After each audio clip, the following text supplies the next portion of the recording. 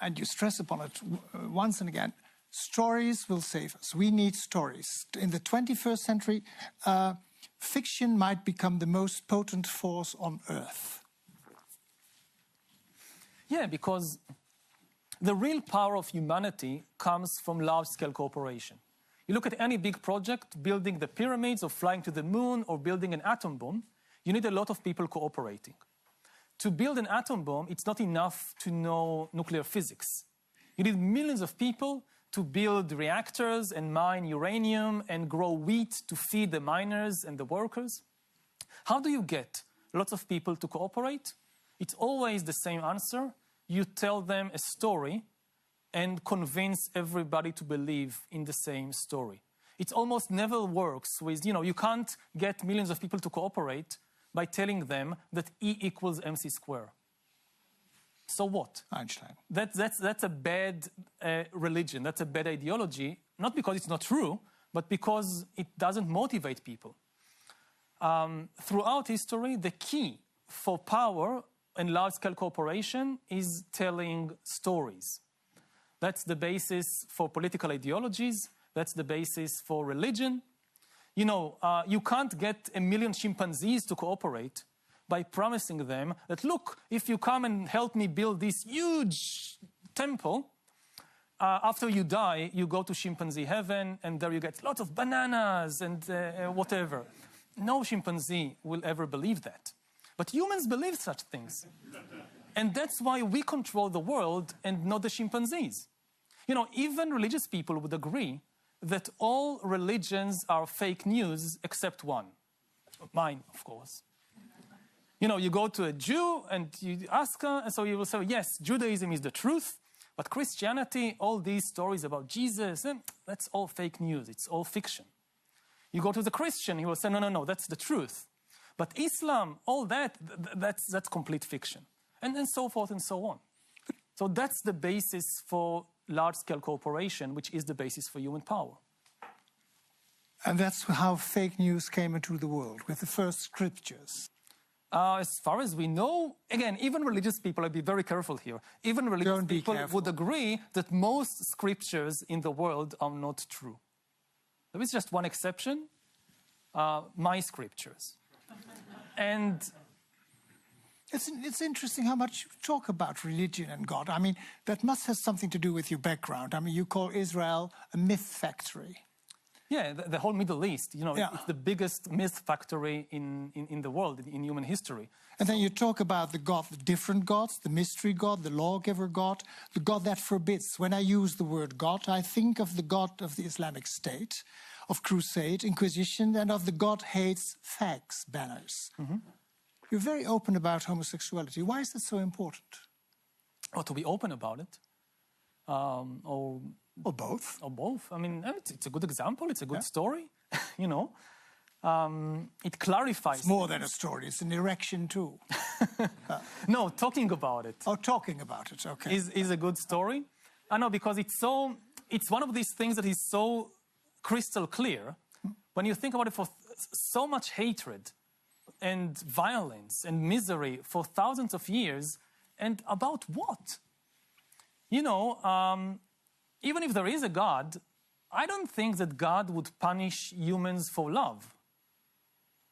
That's a completely human idea, to punish people for loving each other.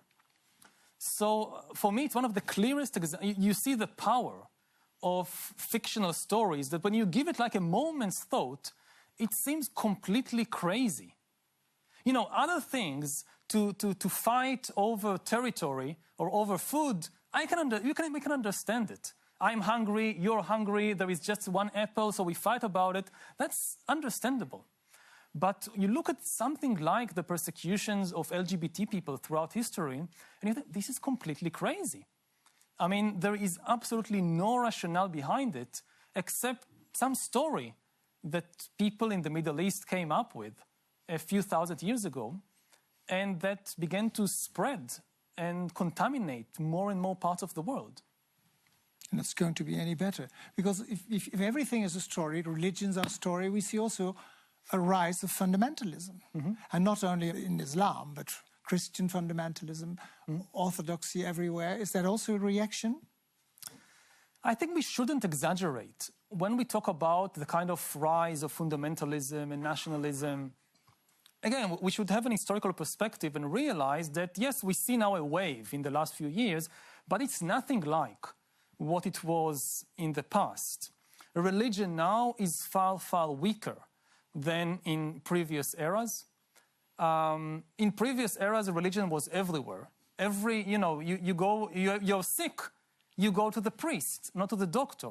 There is not enough rain, there is not enough food, you go to the temple to do some ceremony. Today, even with the religious people in places like, Iran or Israel, when they are sick, they go to the doctor, not to the rabbi or the mullah. When there is not enough rain, they go to the engineers. The sphere in which religion is important has been shrinking rapidly over the last few centuries. And it's the same with people talking about the rise of nationalism. Nationalism today, certainly in Europe, is far, far weaker than it was a century or two ago. A century ago, Europeans were killing each other by the million in national conflicts. But we read in the papers every day about terrorism and fundamentalism, and you call it a theater of terror? Terrorism is basically theater. You look at the numbers, certainly in the West, the place where terrorism is really serious is mostly within the Islamic world, where it kills thousands of people every year. In the West, more people die from nut allergy than from terrorism. We should deal with the nuts before we are dealing with the terrorists. And Coca-Cola's worse than Al-Qaeda? Yeah, much. The number of people, there are hundreds of thousands of people die each year from diabetes and from obesity-related diseases. The number of people who die from terrorism in the West is maybe a couple of dozens every year. So sugar is a far, far greater threat to your life, at least in the West, than Al-Qaeda and all these terrorists.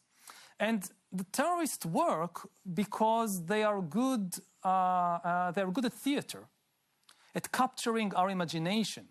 They stage these immense spectacles of violence, and then the media jumps on it and shows it again and again and again, and you think the end of the world is coming. And they're really hijacking our imagination and using it against us. Usually the terrorists are actually very, very weak. I often compare them to like a mosquito that tries to destroy a china shop. How does a mosquito destroy a china shop? It's so weak it can't move even a single glass. So the method is, it finds an elephant, goes into its ear, starts buzzing, and the elephant goes wild and destroys everything. This is what Al-Qaeda did to the Americans. Al-Qaeda couldn't destroy the order in the Middle East, but it got into the ear of the American elephant, and the elephant destroyed it for them.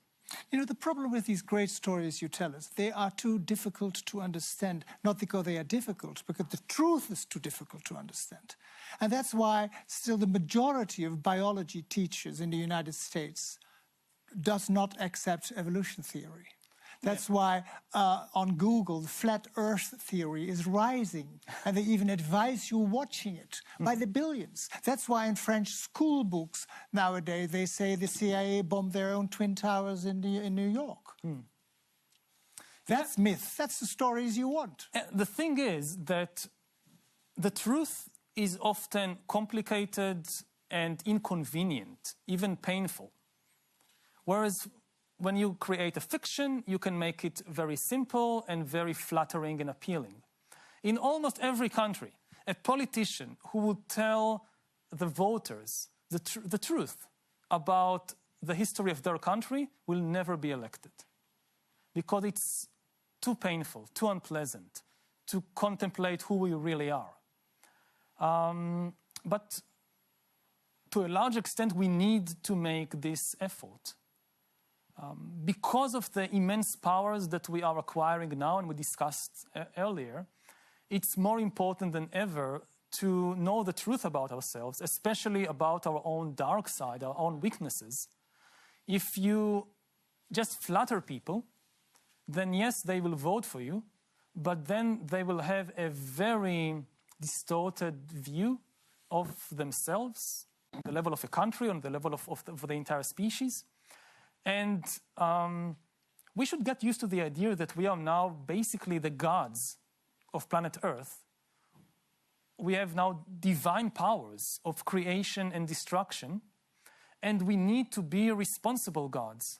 And for that, we need to understand who we really are, and especially what our weaknesses are. And you especially deal with that with 21 lessons for the 21st century. What lesson brought writing these books to you on a personal level? What I learned personally from writing the books, from the... Yeah, and talking about it and traveling around the world and meeting political leaders. That really nobody is in charge. There are no adults in the room. That nobody knows where we are heading to. The leaders, most of the political and business leaders, and they sound understandable, they are preoccupied by the immediate problems and concerns of their country, by this crisis, that crisis, the coming elections. They don't even have the time to just take a break from all these immediate concerns and think, okay, where will we actually be in 20 or 30 years? So it's very soon, 20, 30 years. It's not a very long time. It's not, no, and again, it's not like science fiction scenarios for 1,000 years from now. Again, if you think about the job market, nobody knows how the job market would look like in 2050, in 30 years. And the problem is that, in some areas, you can wait 30 years and then see what happens and react. But in some areas, like education, you can't wait. I mean, when you decide what to teach kids